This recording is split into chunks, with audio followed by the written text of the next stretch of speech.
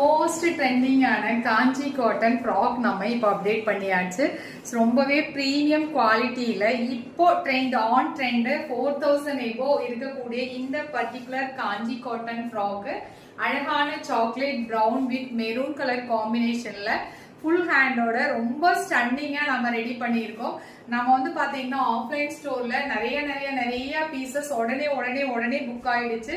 So நம்மளோட online கஸ்டமருக்கும் வேணும் அப்படிங்கிறதுக்காக நான் வந்து இந்த ரீல கொடுக்குறேன்.